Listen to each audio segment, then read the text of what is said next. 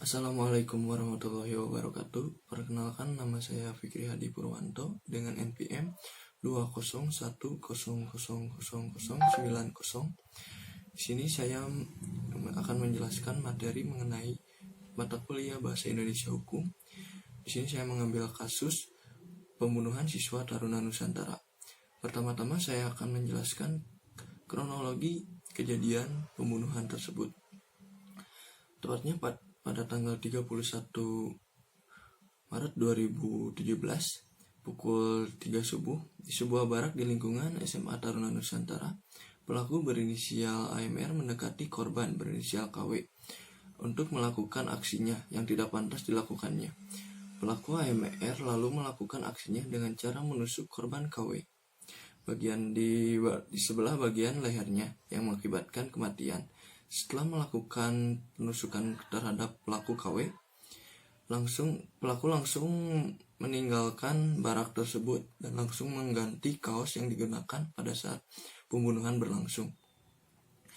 Tidak lama kemudian, pada pukul 4 subuh, Rianto sebagai pamonggraha SMA tersebut membangunkan siswa yang ada di dalam barak tersebut untuk melakukan salat subuh. Tidak lama kemudian, Rianto pun lalu menemukan korban KW tertutup selimut dalam keadaan sudah meninggal dengan tusukan di leher sedalam 2 cm dan sayatan di lehernya pula 10 cm. Di hari yang sama pada pukul 9 malam, aparat Direskrim Polda Jawa Tengah melakukan olah TKP dan penyidikan.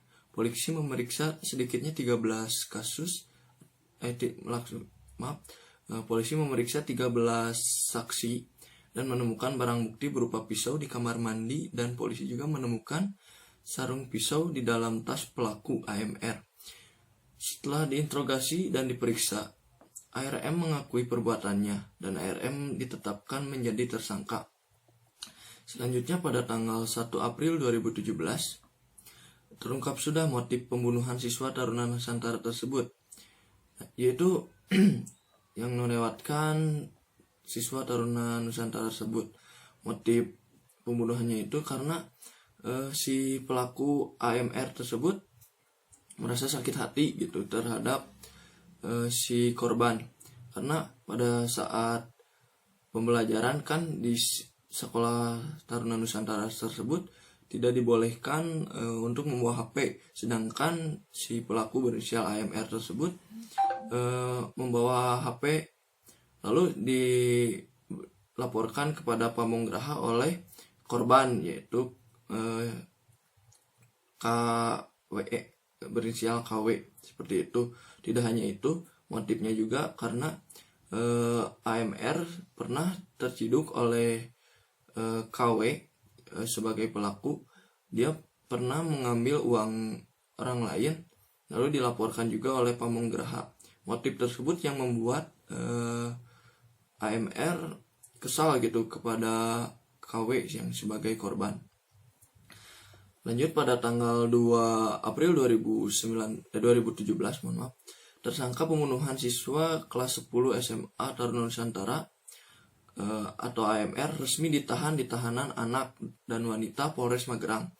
AMR dipindahkan ke tahanan usai menjalani pemeriksaan. Selanjutnya pada tanggal 12 April 2017 pelimpahan berkas menyebabkan kantor Kejaksaan Negeri Kejari Magelang dijaga ketat oleh petugas kepolisian sejak Rabu pagi 12 April 2017. Dalam proses pelimpahan tersebut, tersangka didampingi oleh kedua orang tuanya, penasihat hukum, dinas sosial dan balai pemasyarakatan, dan penyidik dari Polres Magelang. Orang tuanya pun ikut datang untuk menandatangani berita acara. Selanjutnya yang ditunggu-tunggu yaitu pada tanggal 5 Mei 2017, sebulan kemudian tepatnya, pada tanggal 5 Mei 2017, Majelis Hakim Pengadilan Negeri Mungkit Kabupaten Magelang, Jawa Tengah mengetok hukuman pidana 9 tahun penjara untuk pelaku berinisial AMR. Terdakwa kasus dugaan pembunuhan siswa SMA Taruna Nusantara tersebut divonis lebih ringan 1 tahun dibandingkan tuntutan jaksa penuntut umum 10 tahun. Pada persidangan tersebut, majelis hakim menilai AMR terbukti melanggar pasal 340 KUHP tentang pembunuhan berencana. Dalam menjatuhkan vonis ini, majelis hakim mempertimbangkan sejumlah hal yang memberatkan dan meringankan. Hal yang memberatkan, perbuatan AMR dinilai sadis dengan menusuk leher korban menggunakan pisau. Sementara hal meringankannya, AMR mengakui dan menyesali perbuatannya dan masih memiliki masa depan yang luas serta belum pernah dihukum. Pasal yang dijatuhkan atau yang digunakan pada kasus ini yaitu pasal 340 KUHP tentang pembunuhan berencana. Pasal ini berisi barang siapa sengaja dan dengan rencana lebih dahulu merampas nyawa orang lain diancam karena pembunuhan dengan berencana dengan pidana mati atau pidana penjara seumur hidup atau selama waktu tertentu, paling lama 20 tahun. Saya pikir pembunuhan ini sangat sadis ya, dimana kita sebagai pelajar gitu di bangku SMA seharusnya kita menikmati di masa-masa kita SMA. Tidak pantas untuk melakukan hal seperti itu, dan bimbingan orang tua pun sangat penting di sini untuk memperbaiki sikap perilaku anaknya. Mungkin cukup sekian dari saya, mohon maaf bila banyak kesalahan. Wabillahi taufiq wal hidayah. Wassalamualaikum warahmatullahi wabarakatuh.